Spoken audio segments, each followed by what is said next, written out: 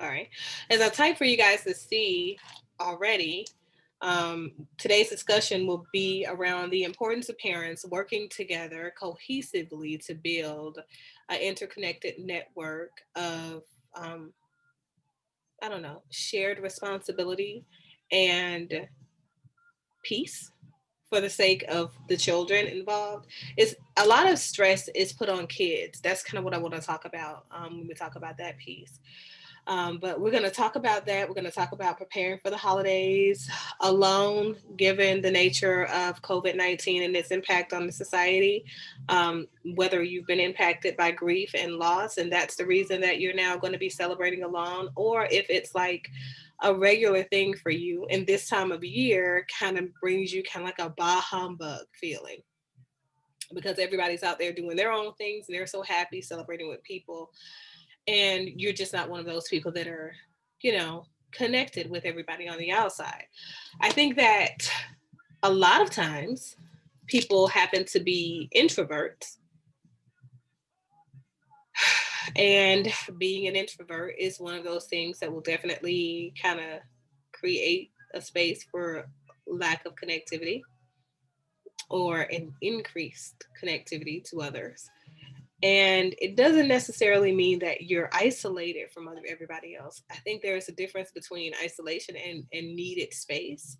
Just means that you like that individual space. Some of us have grown collectively comfortable with that time that we spend with ourselves. And I think that's extremely healthy because you do learn how to balance um, those moments when you do have external human interaction, right?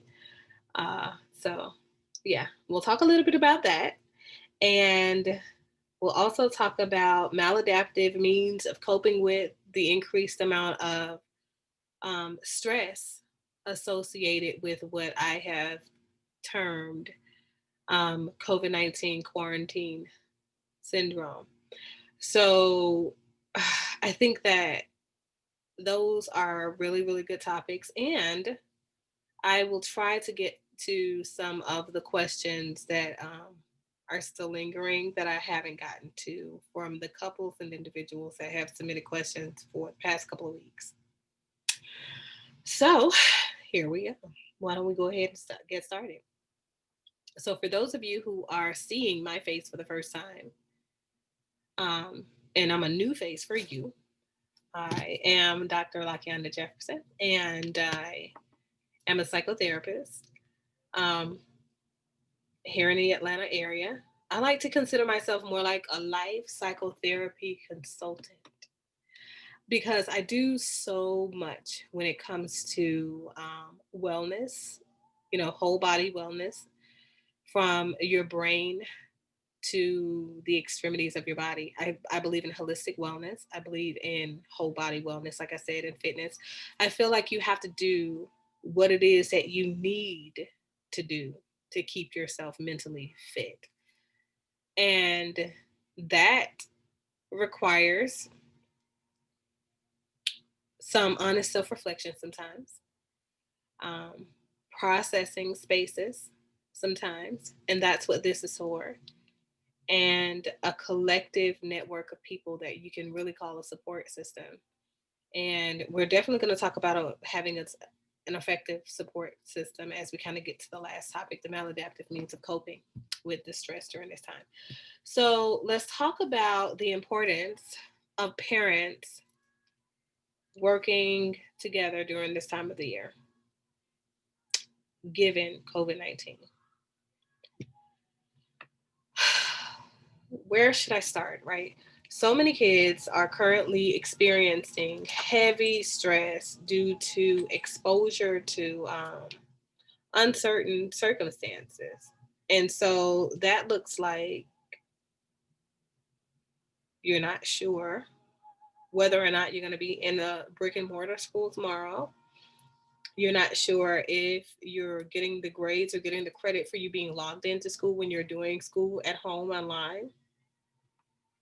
And, you know, sometimes it's just very difficult for those kids to be going to school online in general.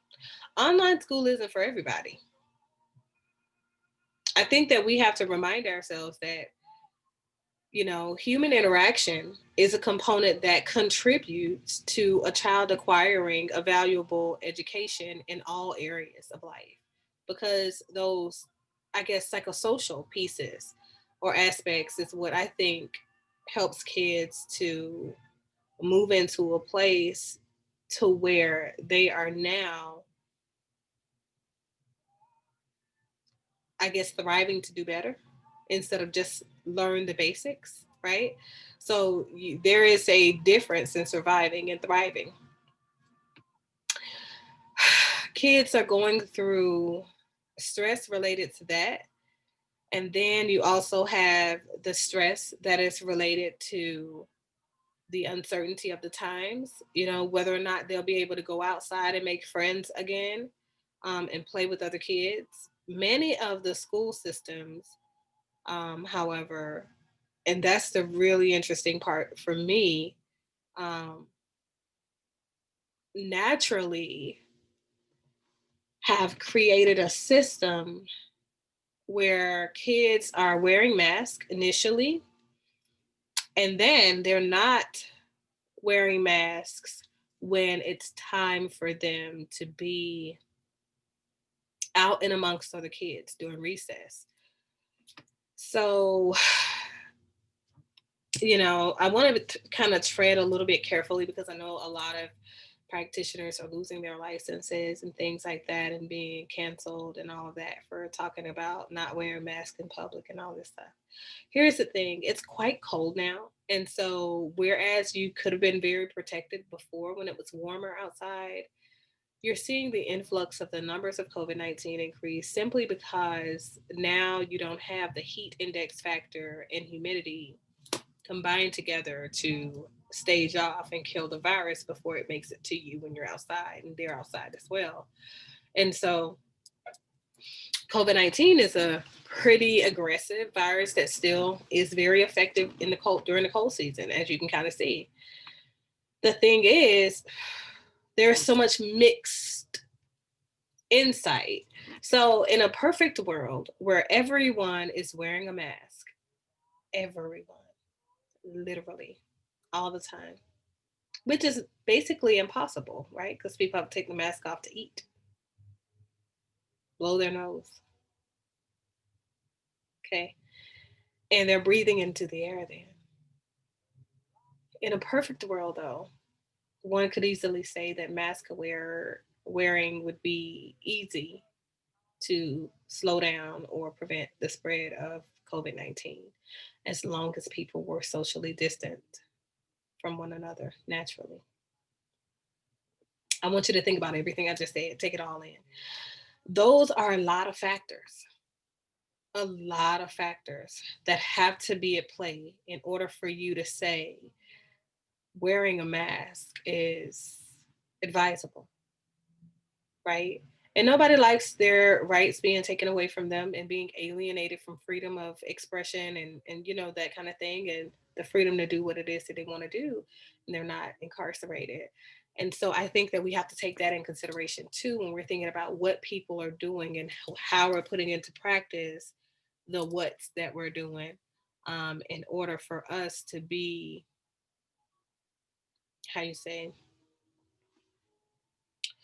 more mindful and aware, more cognizant of how we care for ourselves. I've talked the last couple of weeks, with a lot of different colleagues. We've kind of talked so much around this subject. Understand that you as an individual have rights. You have the power to make decisions for yourself. And so the stress that your children are under, if you're parents, have a lot to do with personal autonomy and ownership as well. And so when you take a stand and express yourself in a way that is in alignment with what your child's needs are based on your own personal assessment of their needs and how you can keep them healthy, because nobody knows your kid like you do. And that's what I tell people as well about their bodies, listening to your body. Nobody knows your body, your signs and the reactions and responses that you have to things like you do. And so you would know when you're sick better than anybody else. You know, regardless of how much technology and equipment medically we have accessible to us in research, you have become more familiar with you than anybody can be. And so, oftentimes, all medical diagnoses do for you is just give you confirmation of what you already knew in your heart and felt was already prominent, right? Which is typically the reason people land in care in their first place. So, I have to say, that is definitely something that I have to encourage parents to do, because you guys have to learn how to come together, even when you're separate entities, and make the best choices for where your children are being educated, how they're being educated, and to what extent that education is contributing to their overall gain when it comes to them acquiring a viable education. So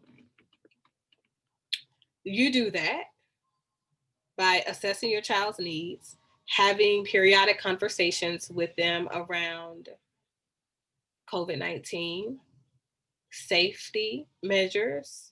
And I think that safety measures is a conversation that kind of boils down to some basic common core practices that you have already had in place. I want you to give yourself validation and confirmation as a parent that you have the tools that you need to survive this thing and to make this a livable and thrivable moment for yourself and your children, but also to have a lesson out of this about how valuable your natural instincts are as parents. So you've gone through the process of being educated. You have also gone through the process of knowing what you needed after you received your formal education. And these are things that I feel like parents have to basically start to think about when you're trying to work from home. And you're also trying to make sure that you're facilitating the optimal space for your child to receive a quality education and for this online schooling. I think the one thing that's missing is understanding that the teachers are also adjusting. And it's really important for you to assess your child's receptibility and retention of information. So, whether or not they're receiving the information properly and retaining it, and whether or not they're even receptive to the information that the teachers are giving them. And that requires yourself to work with the other parent and be cohesive in your approaches to assessing whether or not they're receiving that information instead of being kind of like accusatory. You have to be the parent that's just basically listening from a curious place so that you can better understand what that child's needs are. And I'm sure you guys kind of know these things already, because when we're curious about other things, we have that listening hat on full force. And so sometimes parents don't necessarily get along, and that cohesive piece can be extremely difficult. And here are some very, very helpful tips that I give to people in general when you're struggling with having conflict communication attempts with other people that you don't get along with. So, those tips are: remain curious versus presumptive. So, don't assume anything and be curious about everything. That's basically what that means. And so, even though you may say in your heart of hearts, I know my child, I know them, or I know this person, I've known them for years. They're just like they were 10 years ago. People in general are evolutionary creatures. You know, we're evolutionary humans.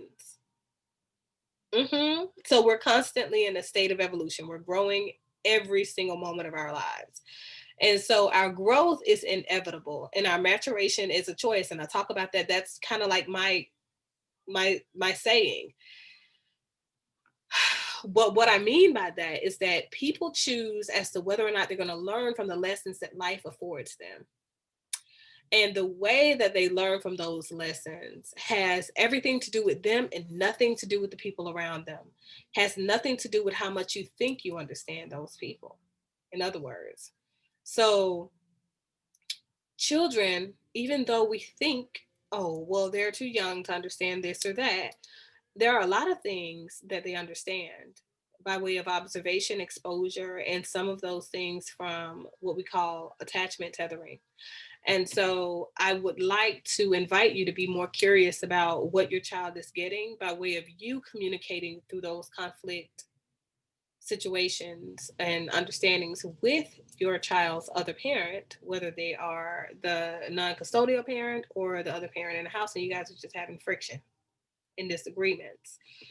You have to move to be as curious as you would be of your child when making decisions for the health, safety, and welfare of your child. And that also goes for the quality of their education they're receiving. And so when you're asking questions of the other person, you want to ask them, what do you think about um, this method of delivery? How do you think our child is responding? How do you think this is affecting the gravity in which they receive all the information versus how they were receiving it before? What are some of the things that you think we can do better? Now, that doesn't mean that you don't have anything that you've already thought of to bring to the table. It just means that you're now valuing the insight that they may have to offer. And you're inviting that into this space, this collective space for growth for both of you so that you can prosper as parents. Okay. And if there is no other parent, that's a collective conversation that you could definitely be having with your kid, because kids are extremely intelligent and they know what they're going through. And so they don't initially know the purpose of the conversation, so they can't really manipulate it much, right? um, but so you're just asking, what do you think we can do better? You know, how well are you receiving the information? What are some of the things you've learned this week? What are the things you've learned the last couple of days? What are some of the things that you want to learn in the next week or so? You know, kind of using that existential teaching method, where kids can kind of learn what they want to learn when they want to learn. I'm a huge advocate of homeschool because I feel like then you're able to select the curriculum for your child at the pace in which your child needs after you have these conversations. And there is not added pressure for them to meet unrealistic expectations because the information is kind of crammed, um, or not personally tailored as well. And so I think that that creates more flexibility for the parent that's working from home. I think that creates more flexibility for the parents who have children, multiple children who are attempting to do the online school thing that may be a little bit more challenging for them, depending on what their work from home job is. I feel like it allows a lot of flexibility, basically. Um, so that's that piece. And if you have any particular situations that you guys are going through, I do see this one. Um, and I'm going to get to the questions thereafter. And you guys will have to excuse me because from time to time you may see me look down because I'm checking the feeds. It's kind of hard when you're just alone or out here.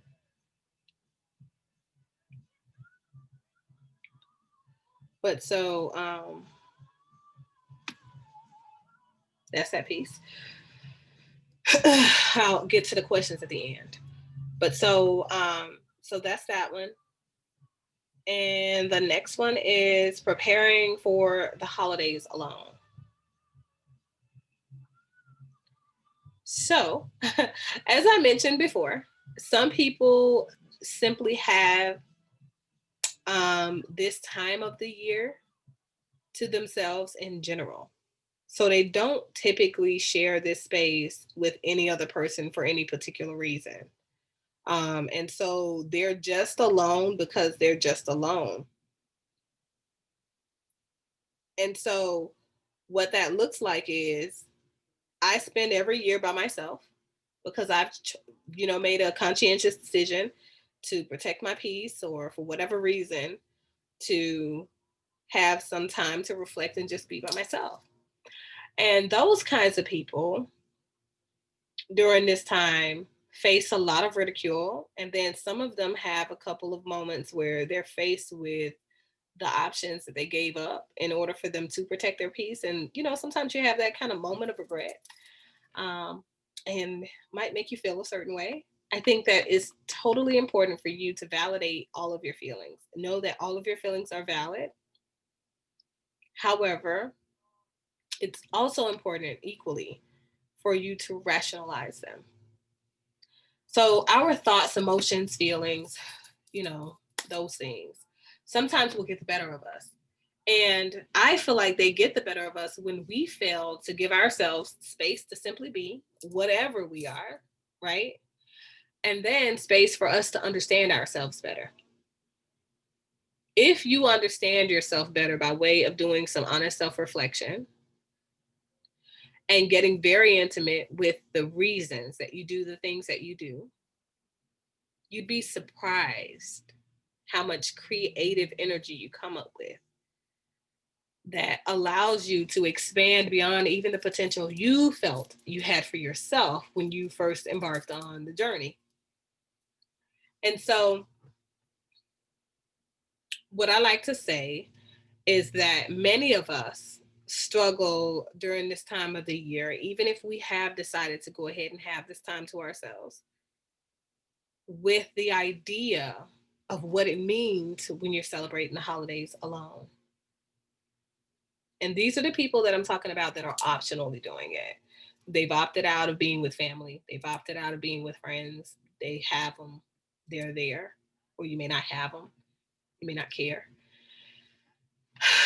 But those are the times, like I said, for you to do some honest self reflection and see where you are as an individual. How are these things indicative of your personality type or characteristics that you like to see change or not?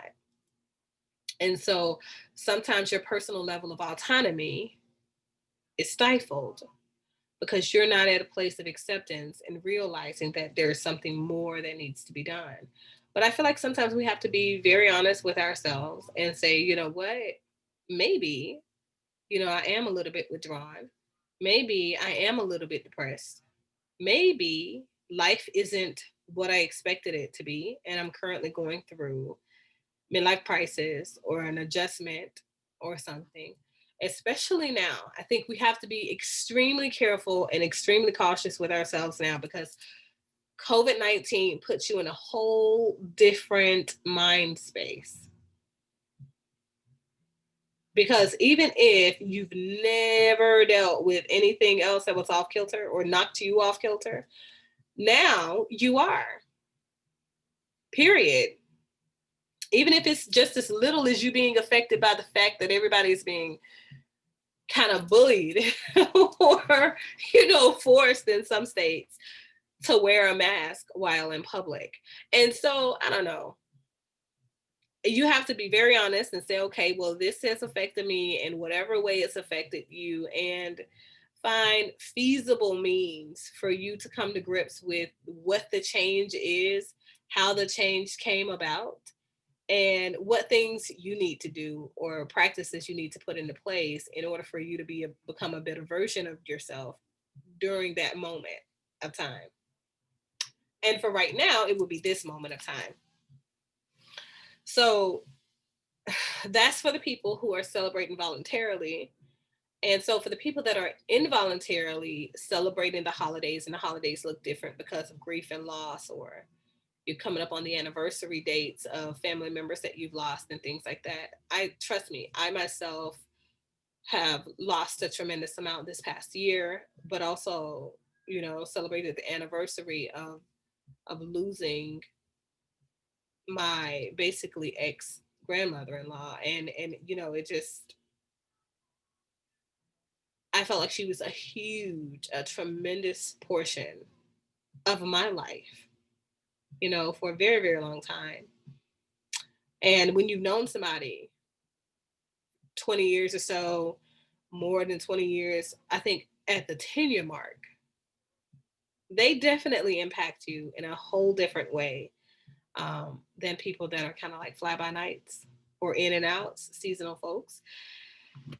And so they, it takes a piece of you. But you have to understand that grief comes in waves. And even if you thought that you were healing and you had healed past the loss in the past, you have to give yourself permission to continue to feel, to continue to be. And maybe it looks a little different if you want to go visit the graves, headstones of those people that have passed. Maybe it looks a little different when you want to honor them the way that you would typically do so. Maybe it even looks a little bit different when you're burying those people that you're currently losing. But I think that in adjusting to things, we have to understand that there are a lot of things we no longer have direct control over. A lot of privileges that we took for granted. And I think that that forces us to create a greater sense of appreciation and awareness of those things. So sometimes you have to give yourself space to simply be, feel, and understand that this is a part of life that's necessary. Okay? Kind of like you can't live with it, can't live without it. Just find a different way to live with it. Find a different way to understand the lack of the presence. So I like to talk about the transition versus the loss. That's also a way for you to challenge that piece and deal with it. We don't have to let go of those people who have physically left our lives, those losses. We don't have to let go of them because essentially, like I said, they've impacted you in such a way that they've left a portion of their being, their spiritual energy with you in your being. And so that looks like acceptance and understanding of their impact, and then moving into a place of embrace. And so then you're embracing them in a different way, and you're learning new ways to honor them in the things that you do in your life as you carry on their legacy through you as it lives continuously. And so, as the holidays come up, just think about maybe, what is it called? Ornaments. I hate it when I get stuck on words, right? But so ornaments that go on the tree. Think about doing symbolic ornaments for the people that you have lost so that you can continue to honor them that way. Or alternatively, you can do the thing that I typically offer a lot of my grief patients to do, and that's plant something that will continue to provide life, right? Vitality in their honor. And so that means you can plant a tree, you can plant a plant, you can, plant their shirt in little pieces that they had on when they passed. There are a lot of things that you can do to say, this is how I'm breathing new life to the essence and the spirit and the energy of this person. And so I do this in honor of them. Henceforth, they live on through this element. Okay. And so this is the way that I honor them in this time, permanently or seasonally, or a combination of all. And so moving into the last topic. And before we do that, I want to talk about the amazing way that this all kind of came together. Initially, I was thinking of starting this empowerment workshop at the end of October. October 24th was the official start date. I do remember that. And it would have put us just before the holidays ending. Think about it. But things just kept happening. The way that it was going to be introduced, broadcasting, the advertisements, the initial idea behind everything just shifted. It took so many different forms. And I feel like sometimes many things have to happen in order for us to land right where we're supposed to be. And think about it. We're in the holiday season right now. And I feel like the essence of this is for it to be presented to someone who needs this around the holiday, because I feel like anxiety, depression, the need for empowerment, the need to reprocess, all of that stuff is a huge necessity around the holidays. And it's great to be prepared before the holiday rolls in, but it's even better to have an additional support system when the holidays are here, when you really need it in the moment.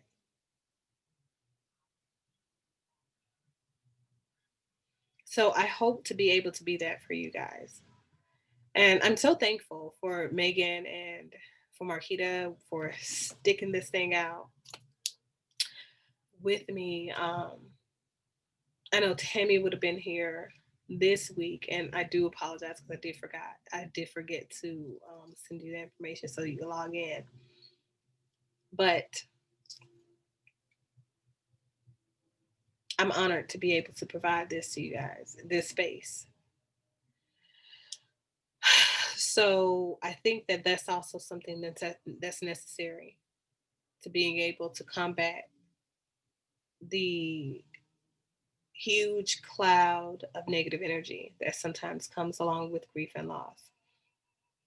And please understand that I don't want to be mistaken when I say that negative cloud of grief, because I think that we sometimes are already the type of people who have now grown into a habit of numbing, getting away from permission giving, giving ourselves basic permission to think, feel, be.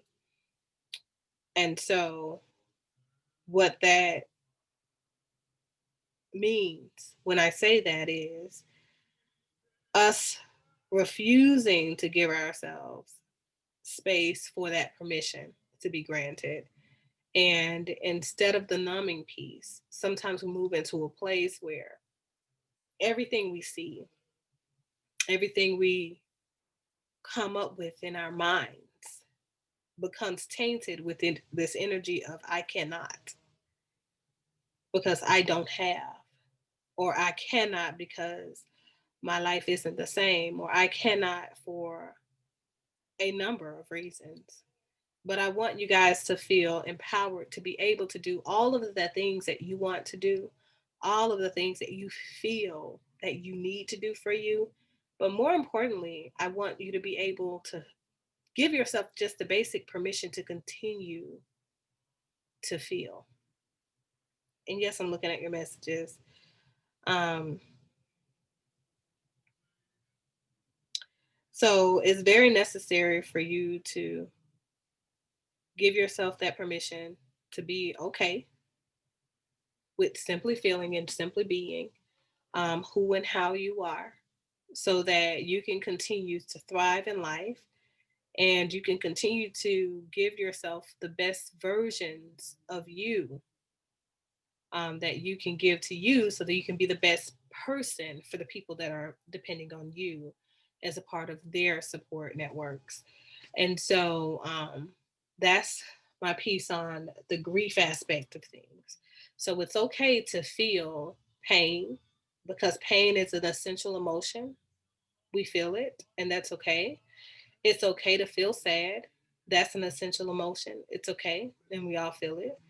Um, just don't get inside of this mindset where you can't see anything positive coming out of things because you're dwelling on the negative pieces or living in the past or, that kind of stuff. So always be optimistic for greatness to happen and for you to be a part of contributing that greatness to your current situation.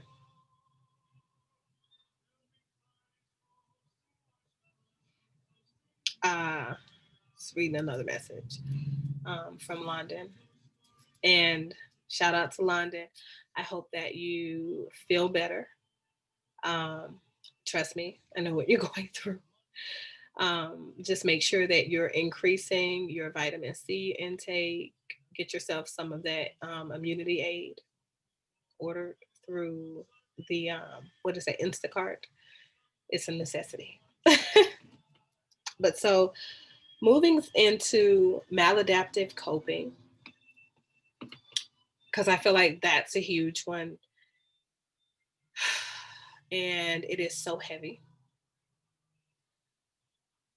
It is an area that I feel like needs to definitely be addressed, um, because it covers so many of the things that people have been messaging me about, and asking me for commentary on.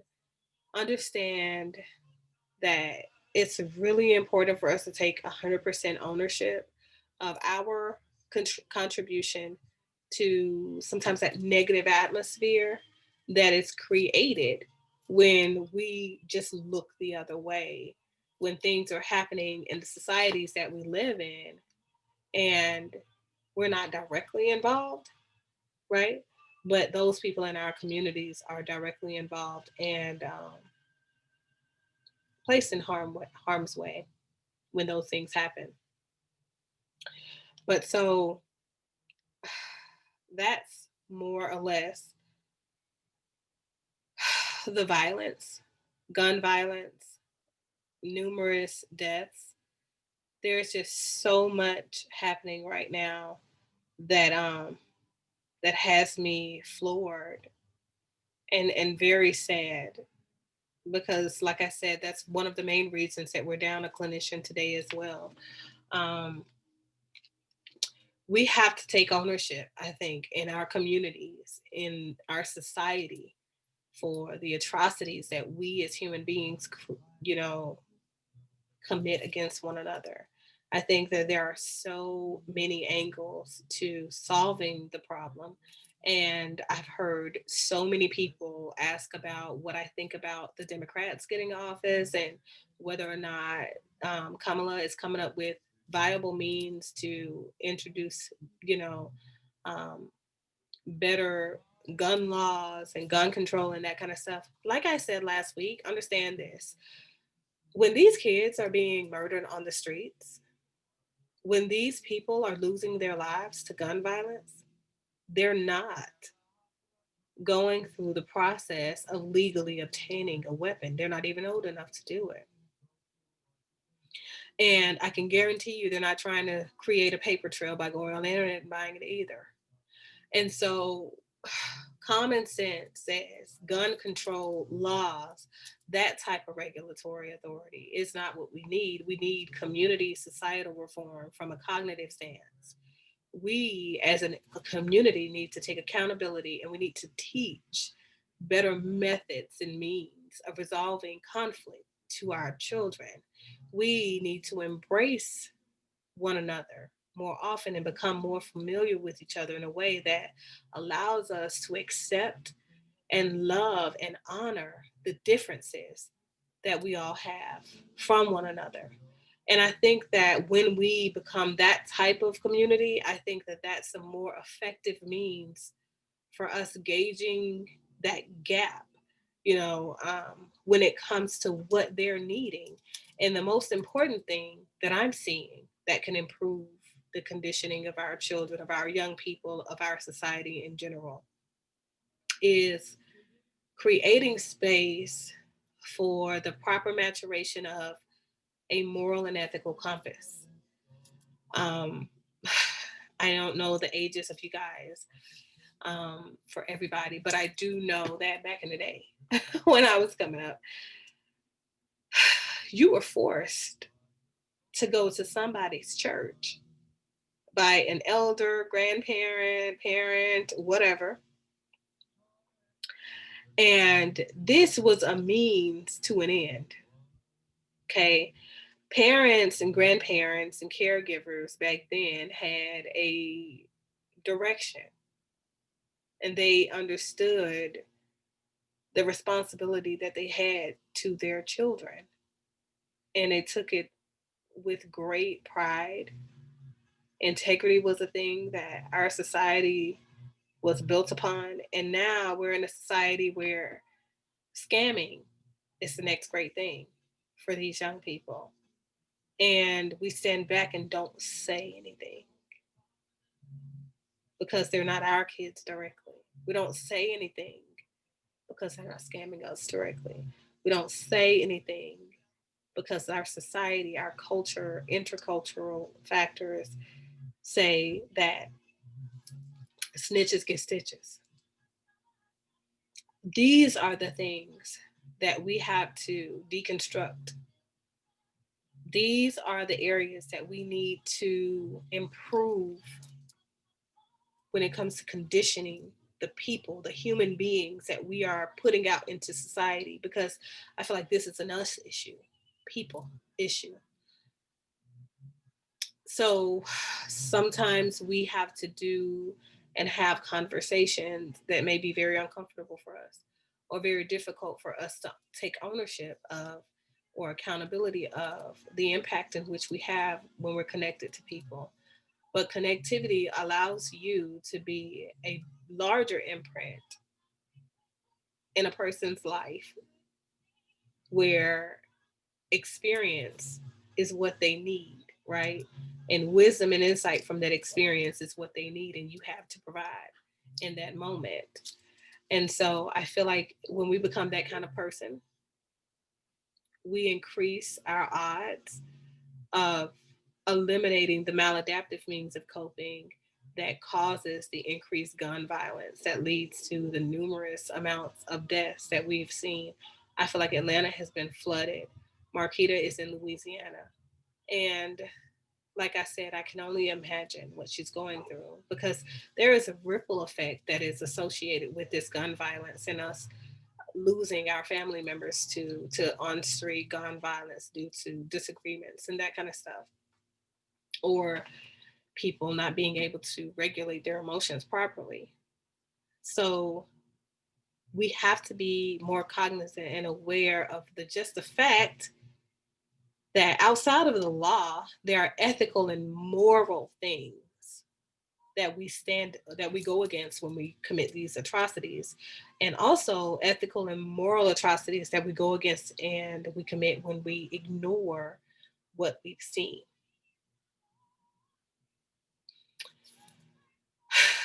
So getting to the questions and comments.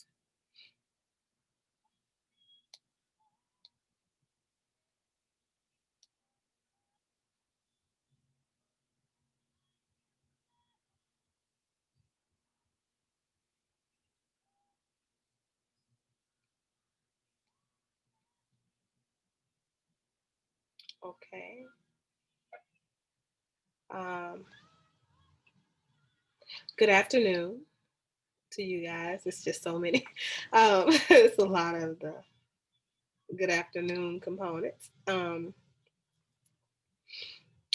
yeah, I'm gonna answer that one first. Am I a therapist or a counselor? I am a psychotherapist. At the beginning, I guess you guys didn't catch me at the very, very beginning, and that's okay. Um, I'm a psychotherapist. I'm Dr. Lakeandra Jefferson. I'm in Atlanta. We have another clinician that's on this initiative from Atlanta. We have another one that should be joining next week because I forgot to add her on. And this week she's in Ohio, and we have another one that's in Louisiana that's on pretty regularly. We also have clinicians that are a part of the Therapist Network, which is responsible for putting this all together. And we have people that we're connected with in Texas, California, where else? New York, and additional clinicians in Louisiana and Florida. So, though that's that question. Okay. So this question is around the discussion around parenting and the importance of parents working together during this time of year. It says, my child's father is constantly interfering in my time with my child by way of providing her with excessive tablets and phones and continuing to tell her that I have no authority over these items when she's at my house 90% of the time and only visits with him because I have primary physical custody. How do we get through this without going back to court? Hey, so as I mentioned before, having conflict conversations is a part of life in general, but it's definitely a huge component when it comes to parenting. And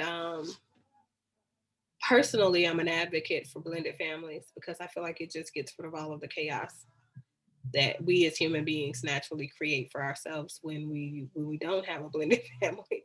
But it definitely works to co-parent, and co-parenting works when people don't even like the other parent. Like it works tremendously.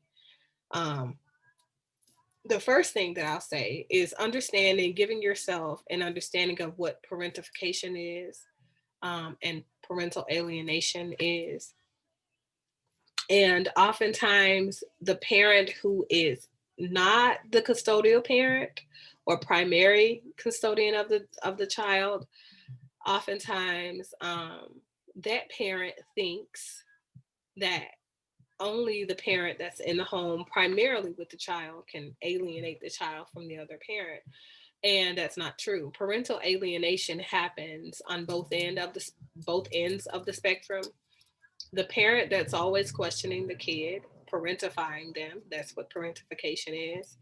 um, Asking them questions about what they do when they're with the other parent and telling them to lie to the other parent to protect the interest of conversations they have with them, or telling them bad things about the primary parent, or your mom wouldn't let me see you, your dad wouldn't let me see you because they have custody and they feel like they make all the decisions, but it's okay, I want you to call me when you need me.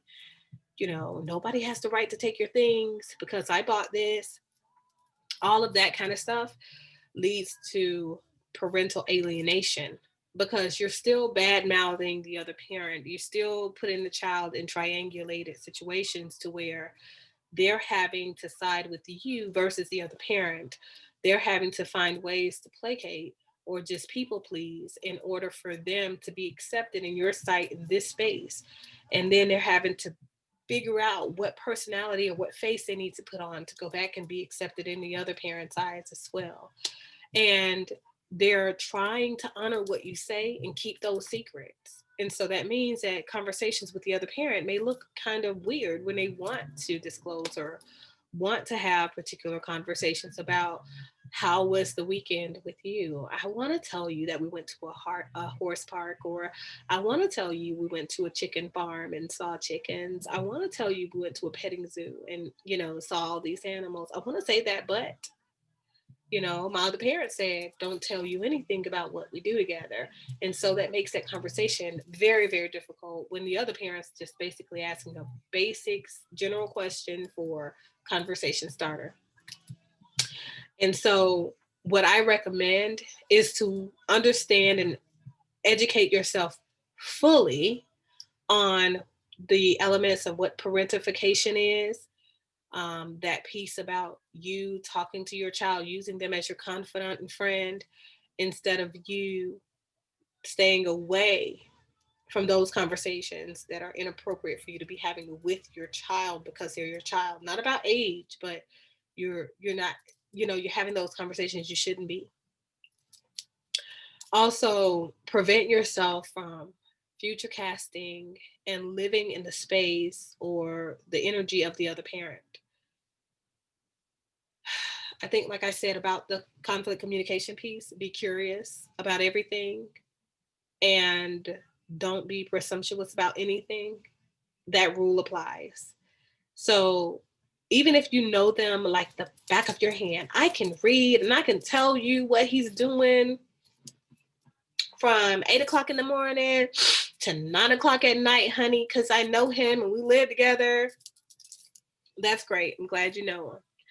And you should. You had a kid with them. But um, understand that, like I said, people are constantly growing and evolving out of a current state of being into their next state of being. And we're always becoming. So we're never done until we're dead. Growth doesn't stop until you're dead. Because of course you can't do any more of that. So the answer is to be as curious about the situation and what creates the need that they, you know, the need for them to adopt the type of practices that they have. And just, sometimes it could be as easy as you saying, "Hi, I'd like to have a conversation with you um, later if you're free. Can you call me at 7?" Right. And that small conversation can take place when you guys are making the exchange of the kids. Right. And then at 7, you can make yourself available in a space where the kids are not. Once you put them down or put them away and have them playing with something distracted, you could maybe go off to another corner of the home, another room with a closed door that's not thin to where they can hear. And then you can have a curious conversation, and you can start off with kind of like a basic conversation starter. How's your day? How's your week been? Um, Never start off with the word, avoid those whole, well, I know so and so, or I know things have been hard between us. That doesn't really lighten up the mood. It doesn't. It actually creates a line of defensive and hostile energy. And so instead, start off with a how's your day, you know? Um, I was just curious about XYZ, um, and how I could help facilitate a closer relationship for yourself and our kids, right? I feel like that is this thing that is like, whoa, whoa, whoa. And I've put it into practice and I've seen people use it. And it's almost impossible, right, for the other parent that has all of these preconceived notions of who you are, how you are, and how you operate, and what you're willing to do and not willing to do. It takes them out of that mindset, because at the end of the day, they're seeing something that conflicts with what they've already made up in their mind as who you are. And so the moment that conversation opens up and you're actually receptive, and you're taking it and you're like, okay, so what I'm hearing you say is you'd like for me to give you more days when you're visiting with him. Oh, okay. What days would you like of the week? Oh, well, would you like to pick him up from basketball practice? Oh, well, would you like to pick him up from soccer? Or would you like to pick both of them up on this day? And you guys just basically have dinner together, and then you just bring them home after dinner? Okay. When you're having those conversations where you're just curious and you're making recommendations towards what you're hearing, after you get confirmation that you got the message received right, what happens is that person now feels like they have been invited into a new web of interaction. And so, because they have, but you've also improved your odds of getting what it is that you want from them. And that looks like a better understanding of why they feel it's necessary to continue their job parenting once the kid gets home and in your possession, right? And so children are not property. The moment we realize that is the moment when your life will change forever. So that looks like you understanding that your kids are independent entities who think, feel, do, breathe the things that they desire naturally to do. And when you have a little bit more respect for that than you initially started off with, life becomes so much easier, so much more lighthearted, because you're curious about the things that make them tick. You're curious about what they're interested in. And you're more invested in your job, or your actual job as a parent, in grooming their personality. And so you start to contribute to them from a different position, and you take a different stance on what parenting should look like. Okay. And so those conflict communication situations can be easily resolved with those tips. And I think that kind of answers three of your questions in one. So the other two, if you guys continue to have questions after the answer that I just gave, um, or you want me to read your question and tell you what I got from it, if you send me another, okay. Okay, so that's one confirmation that you got it now. Okay, for the other one, if you need further from me, just let me know as I'm answering this other question.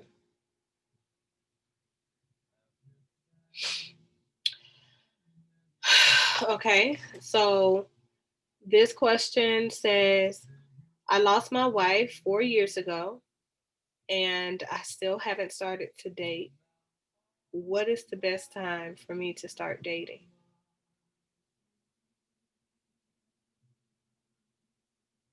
Hmm.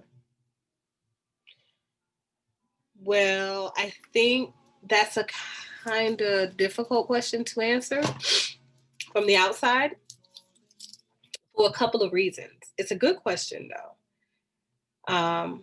Sometimes I feel like we have this notion that life comes with a manual, you know, as to how we navigate. And that way that we navigate, if done properly, makes us normal. And that's just not the case. It's just not the case. And so, my, I guess what I'm curious about is, do you feel like you're ready to date? Like, what has stopped you up to now?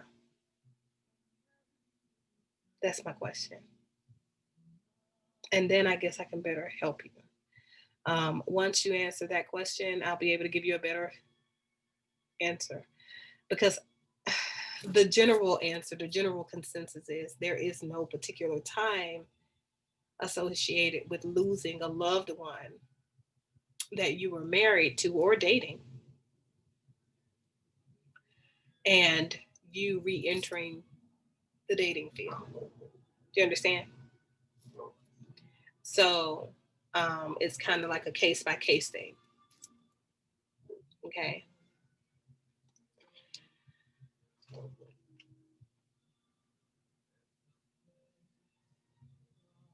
Okay. Okay. Wait. I'm seeing his thing pop up. So he says, I'm ready, but I just don't know how. What are you saying? Oh, okay. I think what you're saying is that you don't know how to approach the women given the type of women that are out here now. How long were you married for? Um, I guess that's a good question. The how long you've been married, but also I guess women change depending on where you are, and sometimes because sometimes your preferences have changed over time because you're changing too. And sometimes that's the piece that we forget. We're like, oh, the world has changed, so have you. So you have to give yourself credit for becoming somebody different, and also for the space that your previous spouse attributed to your spiritual essence and being. Okay, so they help shape you because they've been a integral part of your growth for the duration of all the time that you've spent. Okay, 15 years. Okay, so if you were married, especially 15 years, remember I talked earlier, I don't know if you were on here then, but I talked earlier to the amount of time in which a person significantly contributes to your being. And sometimes it's coming up on that 10-year mark. When it's coming up on that 10-year mark, it's like, and at that 20-year mark, you're enmeshed in a way. A lot of your personality is kind of contingent upon theirs, because if you're close in proximity, as far as like where you live, if you ever live with them, during that tenure, you become a complementary part of their system, and they're a complementary part of your system. Okay, so not necessarily codependent per se, but kind of a part of one another's essence, because your spirits have collided for such a long period of time that you work off of one another's energy. Excuse me. And so then when they leave you, their energy is kind of transcended into yours. And so you're kind of one now, but you're a different one than you started. You understand? Because now you have the influence that they've added to your life, and you've got to figure out how to continue to let that legacy that they've left with your life continue to live on. And so my answer is this: you've got to adapt to your surroundings. First, give yourself permission to accept the fact that not only the world has changed, but so have you. And then give yourself a little time to kind of learn what the league now looks like, what the new rules are of dating looks like, and then jump on back out there and shoot your shot, as they say. Because sometimes you just have to take a chance and see if the method that you feel works is an effective method, to acquire what you're out there to get, right? Um, so that's my answer to that question. Let's see.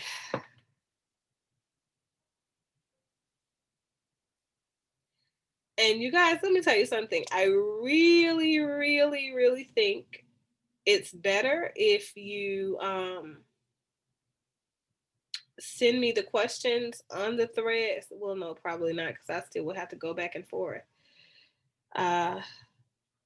But yeah, so just, I guess, continue to send them to my inbox. That's fine.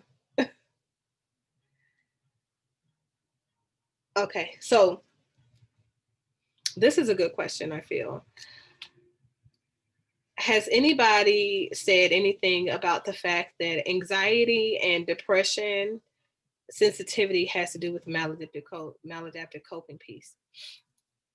And yes, I think I've addressed that kind of a couple of times, and I've even given it a name. And I introduced the name that I've kind of attributed to it with my patients that I've seen, and with other people experiencing similar symptoms. I've talked about calling it COVID-19 quarantine syndrome. And so that means that even if you're not a person that has personally quarantined over the space of this, 9 months,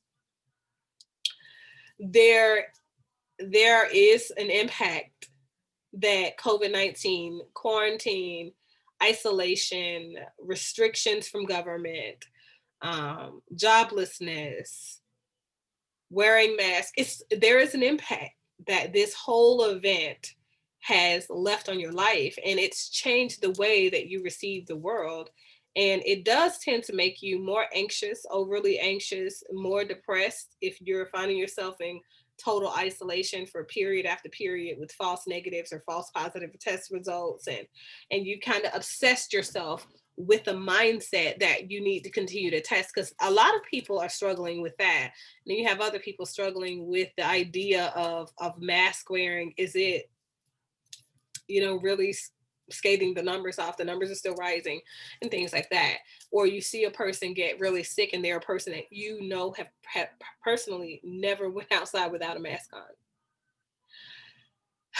I think that the realities of wearing the mask is probably what we need to address in order for you to really understand that piece. But I don't want to create more anxiety. I always say, sorry, not but educate yourself on virology, protective measures around virology. This is a virus like every other virus. And yes, like I said earlier, I wanted to tread lightly because I've seen this other doctor lose his license. But guess what? My license to practice medicine is no longer active. But I feel like we're all losing our freedom of speech during this time. It's just crazy. But I'm going to say this and I'm going to be done with it. Look at how the masks are created, how they're made. And let's talk about the masks that most people are wearing and what makes them ineffective.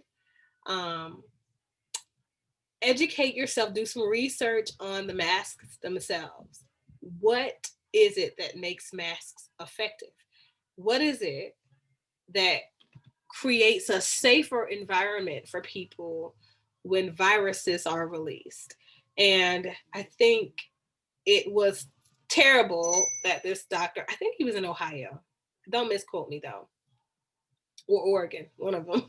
Uh-oh. But so he got in trouble for referring to it, to the similarities of a common cold. Let me tell you something. A cold is a virus. COVID-19 is a virus. The flu is a virus. Virology is virology, regardless of what type of outbreak we're dealing with. Epidemics happen in life. That's an outbreak in general. Pandemics are global scale, huge, large, widespread outbreaks.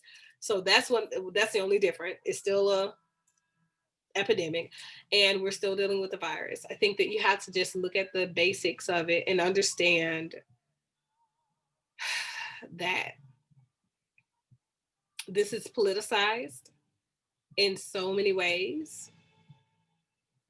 You have to do what's necessary for you to protect your peace and your sanity.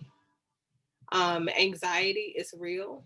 You will become overly anxious if you become obsessed with, trying to figure out whether or not it's a good idea for you to wear a mask. I think that you should do what you think and what you feel innately will help you protect yourself and your kids, your husbands, your loved ones. Just take all of the precautions when it comes to socially distancing yourself. That's the most important thing. Keeping your hands clean, keeping the surfaces clean in your house, keeping the atmospheres that you work in, live in, clean, disinfected.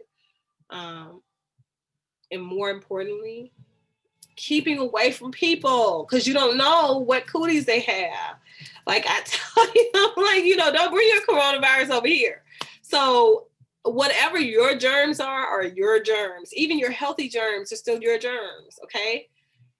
Understand that you need to keep a healthy distance away from people in general. That's just kind of like a natural thing. It just is. So I say do that.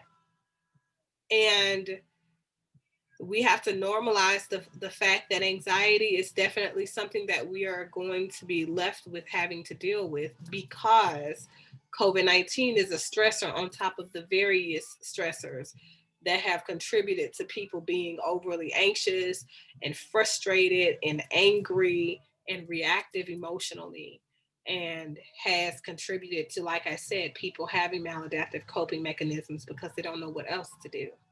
And that's understandable. But we have to be the kind of people that are curious as to how we can help, and that just means you taking the time out when you see somebody and looking like they're stressed out, frustrated, about to pull out their hair, pull their ears off, and saying, hey, can I do something to help? I think that also it's necessary to take a break away from social media. I think I made a post earlier today and somebody's comment was they hadn't seen me on for a while. I think that's very important to protect my peace. I definitely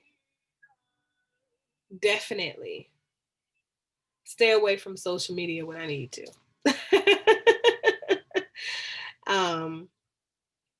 I think that's a necessary component, and we have to do our part at every waking moment, um, in order for us to be the best versions of ourselves that we can be for ourselves and the people that are connected to us. Um,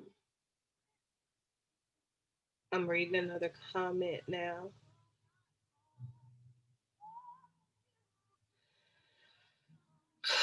Okay.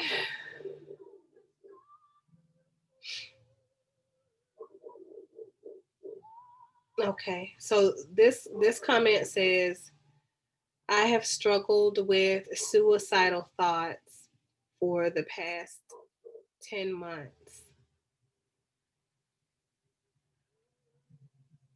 but I'm not sure what that means. Let me tell you guys something. I'm definitely trying to read your comments, but I'm not really good at reading short text.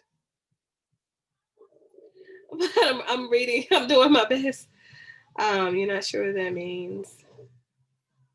Uh-huh. Okay. Okay. So basically, he's saying that he struggled with suicidal thoughts for the past year, pretty much better part of a year, 10 months. And he's not sure what that means. He's not made any attempts to end his life, but he's struggling when he calls the crisis line because he's not feeling supported when he calls there. That's a really tough one. So, my first suggestion would be for you to maybe reach out to some of the resources that they've already connected you with, as far as having a regular therapist. Also, this space is a great space for you to be able to continue to process and reprocess some of the things that you're currently challenged with in this time. But like I said, this will end, I want to say, the Saturday after Christmas. And this won't be something that I'm doing again for another couple of weeks. I think it'll be after the new year once I started back up on the second set. I'm still thinking about that. But you have to make sure that you've got a supportive network of people so that you can have, multiple different people that offer different energy and different perspectives that are non-judgmental but also very objective and not subjective to the things that you're going through, um, where they get lost kind of in the process. I always say find yourself a therapist. In the meantime, while you're searching for a good therapist fit, find yourself a reliable family member or friend. Sometimes religious clergy is a great option because churches typically will, excuse me, listen with no problem to the things that you're going through, and offer you sometimes very judgmental advice, but sometimes they don't. And so I think, but sometimes we need people that are going to offer some judgy advice because it'll take us out of our current state of mind, for one. It'll challenge where we stand, for two. And it will allow us to do some really reflective thinking. You just have to change your mindset to criticism. And that means you have to be more receptive to the opinions of people that don't match your own about you and evaluate them for what they're worth. An external opinion of somebody that doesn't know too much about my internal business, but these are their observations from the outside looking in. That stuff can be really valuable. So you just got to get a little bit more open to being receptive of that piece. I feel, for you to allow that to, I don't know, give you what you need from it. Um, as far as the suicidal thoughts piece, I guess the question that you're asking me, is that normal? Some people struggle with suicidal ideation, and that's what we call it. Thinking of suicide, thinking of waking up dead, thinking life would be better, or what would life be like if I just didn't wake up tomorrow, or thinking life is so hard. I just want to go to sleep and never wake up again, right? I just don't want to be here anymore. Life is so hard right now. Those are examples of suicidal ideation. It can present in a number of ways. And so what happens is we enter that space when things, circumstances, situations, workspaces, family spaces become overbearable for us. And things are so hard for us that we can't fathom coming out of this on top and or living through this emotionally, not just actually physically. It doesn't have to be just a physical piece. Sometimes our thoughts, situations that we're thinking about, like when we're future casting, I talk about that a lot. When you're thinking about what a person might do, might say, might feel in response to how you're doing, feeling, thinking, and whatever, sometimes that stuff can weigh so heavily on you that you are impacted in a way that your spirit is brought down and deadened. You ever felt really numb? Those feelings of numbness. You feel like you just won't be able to survive. You won't be emotionally viable and living if you were to sit with some of those truths that may happen. It's not even a reality. It's not even happening in your here and now. And some of the things that happen in your here and now. For example, rape trauma, when women are being raped, a lot of times those are the mindsets that kind of come into play when they're trying to take themselves out of that moment, just basically for emotional survival, more so than the physical, because you don't want to be there for that. But so, or even when people are sick with COVID-19 and then they're going through extreme pain, those are also some places where we see that present. But here's the thing I want you to think about. Your mind, everything starts inside of the brain. The brain is an amazing muscle, organ, tissue, all that, right? What's the one thing in your body that can be everything all in one? Your brain, your heart. So, but the brain is phenomenal. It's just sitting there and floating, and there's so many things that we don't even know about it, right? So the research that we do know about it tells us that we should be protecting it as much as we can so that it can do as much for us as it can possibly. And that's just a little bit that we're constantly using. We use less than 10% of our brain in a lifetime. Okay. And so I think it all starts in there. If you tell yourself that, yeah, this is what I'm thinking right now, but it doesn't have to become me. You know, if you're in that space constantly feeding yourself that positive self-talk and trying to regulate your emotions, trying to identify what is it that I'm feeling that's, provoking these particular thoughts. What is it that I'm thinking about that is putting me in this particular mindset? What is it that's pushing these types of thoughts? And if you can't come up with anything, you just do a little bit deeper digging. And then that deeper digging that you're doing will kind of unveil slowly some of the atrocities that you've kind of pushed to the back just for the sake of survival, emotional survival, and allow you to be able to reprocess those things from a different lens. And I think that you have to be able to tell yourself and remind yourself constantly, I am safe. Do a couple of grounding exercises. A couple of my favorite grounding exercises are going outside in an open field where it's grassy underneath, or it's dirt, a lot of dirt, compact dirt that's kind of loose, in the moment. And standing in that space, taking your shoes and socks off or flip flops or whatever you got, putting your toes to the earth, wiggling them, taking in the air, closing your eyes, and taking in the element around you. Raise your arms and tell yourself that you are safe in this space. This is where you are now.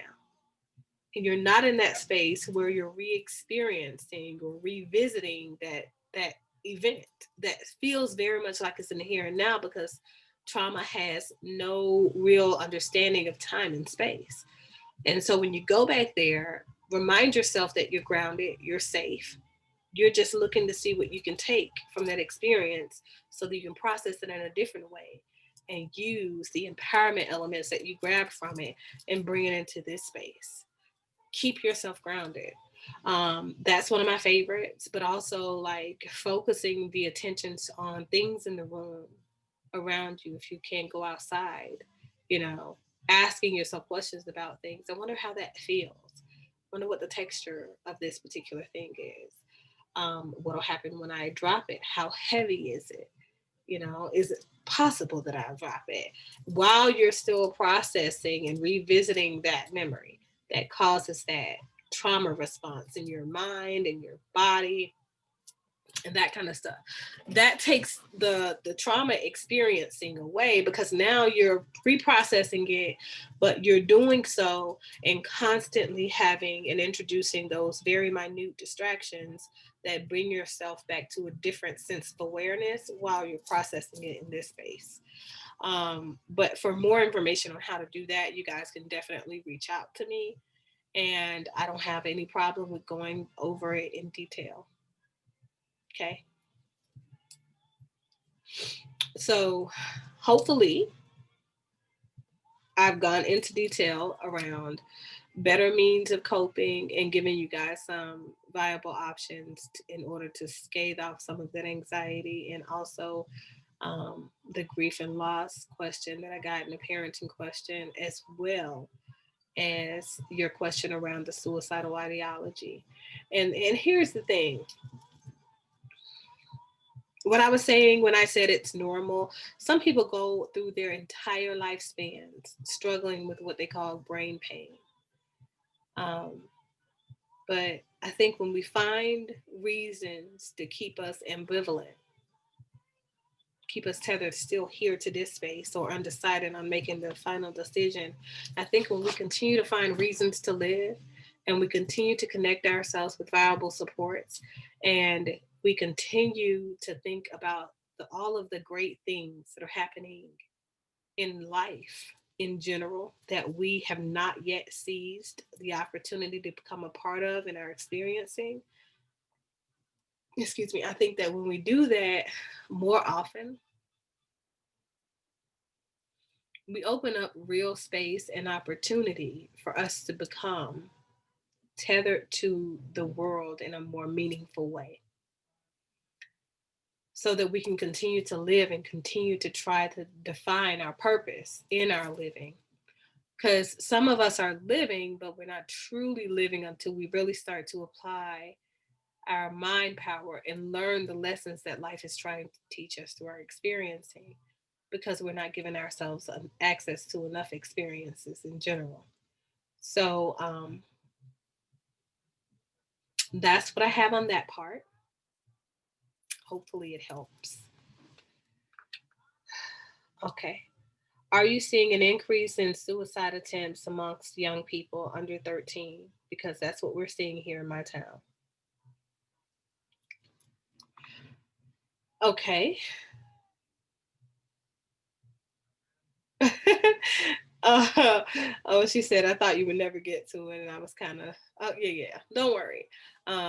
Yeah, I am definitely trying to get to all of them today, because I'm trying to jump off of here right on time. So, to answer that question, we are seeing a number of increased suicide attempts and completions when it comes to young people, just not in the way that it was happening previously, as often. So previously, you have a lot of different ways, that kids were attempting to end their lives or actually following through and, successfully ending their lives. And I think both are equally impactful when we think about how sad that is. But what we're seeing now is these things are happening more often on the home front. And I think that has a lot to do with the fact that kids are now home versus being at school. And cyberbullying is more prevalent now than it was previously because a lot of teachers are really just trying to get a feel for what distance teaching looks like when it's successful. And there are a lot of restrictions sometimes, and sometimes there are no restrictions, and there is no universal way, you know, that every single school district throughout America is doing it. Um, and also, there's no universal way that other people in other countries are doing it. And yeah, it's a lot. It's a lot. So the answer is yes, the numbers are steadily rising, but I think it's in people in general. I mean, we're in very uncertain times. You have so many people who are in very fragile states of being right now. And I think that that's the vast majority of us as humanity. I think we've all talked about how important it is to have a therapist and things like that. Personally, I'm a huge advocate for therapy. I have my own therapist. Um, I want to move away from saying therapist and say mental health professional or behavioral emotional health professional because there are so many of us out there that are in holistic wellness, and we don't go by those titles all the time. And so sometimes the best help for a person may not be um, one but the other because personality fits and modalities that they use in order for them to alleviate the symptoms that a person presents with, or whatever their way, their epistemology, in evaluating or assessing what the person is going through. Those things are sometimes um, something that prevent us from being in a space to where we can help a person to the extent that they need help. I feel like there are just a lot of limitations, and sometimes that's the issue in and of itself. Um, and yeah, I know, because I'm still in your question. I do know it's very hard, um, and I understand your pain. I'm right there with you. It's a very difficult thing, even if you don't have kids, to know that this is something that's happening right in your backyard, in the country that you live in, breathe in, work in every day. You know.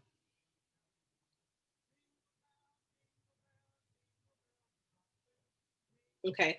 So the next question is around grief and loss, and it's about whether or not loss is considered to be the same when you're losing your home, because now they've started to evict people for a short period. A lot of us are homeless for the first time and don't have the resources that we need because we no longer can pay the rent because we can't work at the capacity in the places that we used to work. Okay. So, got you. Um, yeah, yeah. Because think about it. If you've been doing a job, a certain occupation, or a profession for a length of time, and then all of a sudden now, due to all of this, you're having that immediate shift and it's coming so fast, and you don't have the means to qualify for the assistance that they've given out, and you don't have the resources either, right? There are a lot of things, a lot of gray areas where a lot of people haven't received any relief at all. And I understand that. And I feel like there are a lot of people that are overlooked for the help that they need right now. And I sometimes feel like our government is sometimes way too obsessed with the whole party politicism that prevents them from actually doing their jobs that they're elected to do. Um, and sometimes that prevents them from helping the people that really need it. And so we have to be more cognizant of the fact that a lot of people are hurting this season, and a lot of people are still facing so much uncertainty. My heart goes out to those people that are without homes, but I do recommend that you guys get in touch with your local 411 and 211 so that you can find viable resources in your area for you to prevent homelessness and for you to find adequate shelter in the event that you don't have a place to go to. I know, and yeah, you definitely will go through the motions in the same way that if you were to lose a loved one or family member. And it's interesting because people fail to ask that question a lot. You know, people don't ask about that, but I do talk about it a lot. Your loss of anything affects you emotionally and your mindset in the same way, because the same way that you're kind of spiritually tethered and physically tethered to the people that come into your life and impact your life, right? You're also emotionally tethered. That's the spiritual, soulful part, and physically tethered to the places that you call your house, because that's what makes a house a home. Um, and your job, because that's what creates stability for you and a sense of being. You know, some we define ourselves sometimes around what we do for a living. Sometimes, you know, when you introduce yourself, think about how you start a conversation and say, well, I'm so and so. I do what? Right. So it automatically jumps into what you do when you're meeting new people. You know, I work for the school board. Hey, I work for Public Works, or I work for Waterworks, or I work for the library. You know what I mean? So some of these things help us define who we are and our purpose in life.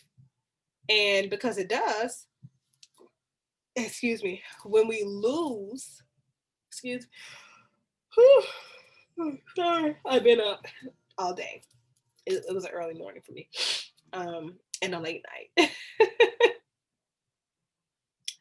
But so when we find that we are knocked off kilter and don't have access to these occupations, these jobs that we do, and we don't have access to the people that we used to rely on to support us, to give us backup and things like that. We are forced into a state of bereavement, grief. And it does hurt. Sometimes you're brought to tears. Sometimes you're brought into a space where you want to isolate yourself and you like, you know what? The rest of the world is literally shut out. I don't want anything that you got to offer. But these are perfectly normal responses to losing components that are a part of your being, is what I'm trying to say. Hold on.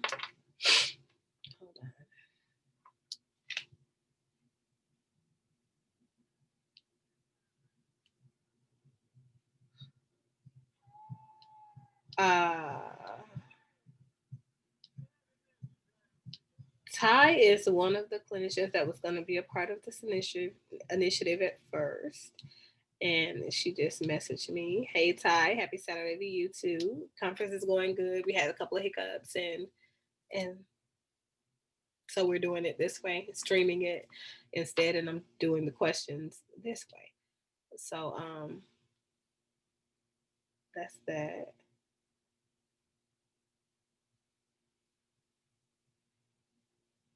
Okay. Okay. So this question is around the maladaptive means of coping and the police response during COVID-19. Okay, so this question has a lot to do with things that I'm not really familiar with, the political part of things. I'm in the response time of the police. I have absolutely no idea, no direct insight about that. So that's kind of out of my scope. But the person is asking basically, are they leaving us to die in our neighborhoods? Because when we're reporting crime happening, like finding people who are suffering from gunshot wounds, the police are not showing up for 15, 20 minutes. And so I totally, again, I am floored to learn of your experience. And, you know, I'm speechless. I really don't have much to offer. Um, yeah, and it's a sad reality, but I have no idea what has changed due to COVID-19. If that changed the amount of time that it takes them to respond, or if it changes how they respond or anything like that. Like I said earlier, I've noticed that the crime rate has significantly increased here in Atlanta as well. Um, and you know, the sad things to that is I have no viable options as far as possible answers to how we even resolve the issue. You know, and I'm all about offering viable options. And I literally have nothing. Um, I feel like and it's sad when I say it, even thinking to say it is very sad. But I feel like we have to limit our access to media sometimes. And I think that's a large portion of the reason that I took my social media break. You know, I had so much going on with a friend of mine struggling with COVID-19 and not receiving proper care and treatment, and nursing her back to health when, you know, when they finally started soliciting, she got better. And, you know, it's a lot. And then multiple losses, it's, you know, and still staying on top of the practice, trying to put this together. It's been a lot. You know, it's been a lot for me, and I'm sure it's been a lot for you guys, on the forefronts of atrocity, seeing things, trying to improve the society we live in, and the, you know, the conditions for people to continue to live when they suffer from gunshot wounds and things like that. I think for the first time in my life, outside of combat zones, I've heard constant gunshots ringing from every part of the city, while I'm at home, while I'm at work. Like, there is never a break, and there's never a time when I'm not noticing that somebody somewhere is firing weapons. And it's crazy. It's crazy to me. Um, and like I said, there is no real answer besides community reform. That's all I can think of. We have to take our communities back, and we have to do what's necessary to recondition the young people in our community because we care. But so, yeah, that's all I've got for that. I'm going to take this one last question, and I know that there are a couple of ones that I didn't get to, but I'm going to just do this one real quick. And you guys don't have to put the names of your significant others or and stuff like that in there because it's not necessary. But I'm going to edit that part just so I can read the question. So says, I have two wives, I won't say the names, and we are in a home together and we have children, and now we can't really go anywhere because of the nature of our relationship. I feel like I'm being discriminated against when it comes to most places and most people in our family when it comes to the holidays because we have the dynamic that we have. How do I reconnect with my family? Okay. So, alternative lifestyle people sometimes struggle in general in Western culture.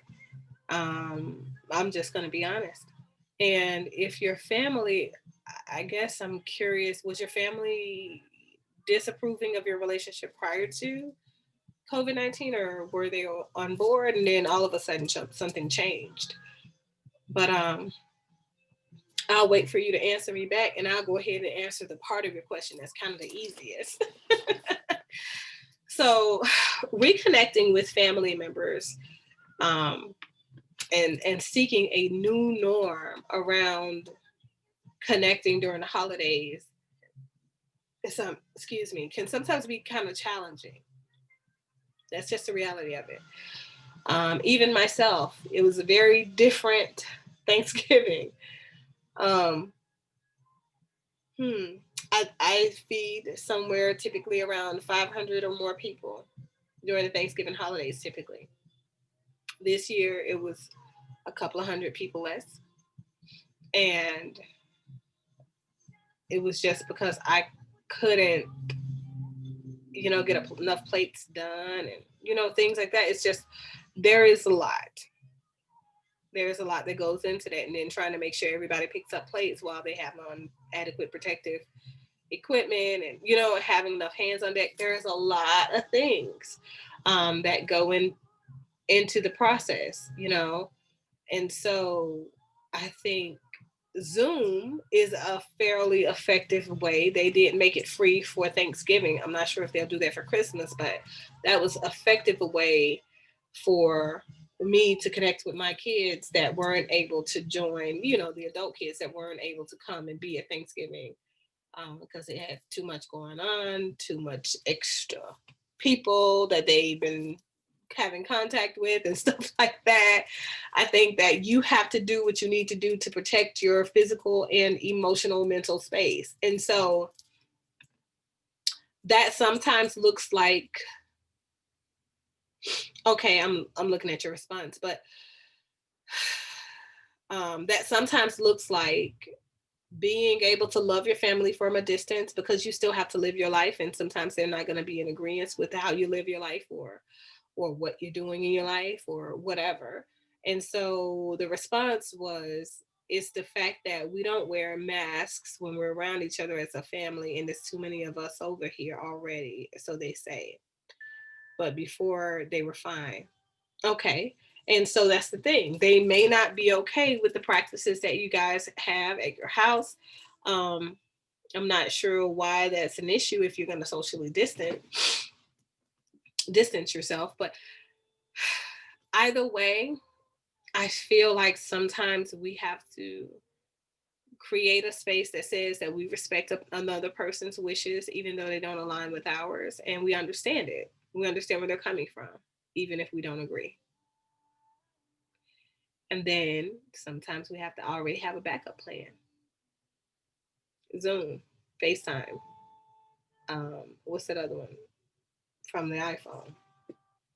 Yeah, that's the FaceTime, right? Yeah, FaceTime or Facebook Messenger, live calls, or, it's lots of ways for you to connect. Use social media as a conduit to help you connect with people and be able to be live with them and share your holiday experience with them across state lines, across city lines, miles, whatever, across the water.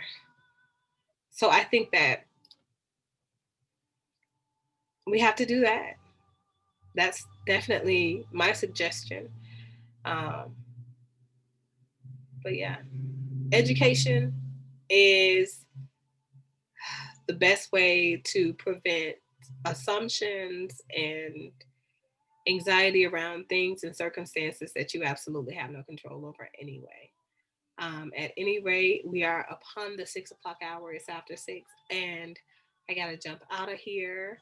And it's been great for the questions that I did not get to, and I'm so sorry for that, because we keep apologizing every single week, and I know, trust me, we're gonna probably just do a question answer segment, and that's it. I hold spaces for those who need spaces held, but just do question answer, and that's all one segment of previous questions submitted. Continue to submit your questions for me. Submit your story times to me, and I'll use them to continue to fuel the topics and things that I go over for the next week, and how we hold space and process and reprocess, and the tips that I develop for you guys. Continue to share with me, and I will continue to come here and hold space for you and do my part. Um, For those of you who check me out during this live viewing, I appreciate you. I know it's kind of long because we go from 4 to 6 p.m. Eastern Standard Time. However, the need's there, so am I. Again, until next week, you guys take care and continue to forward me your needs. And that's all I got. Later days.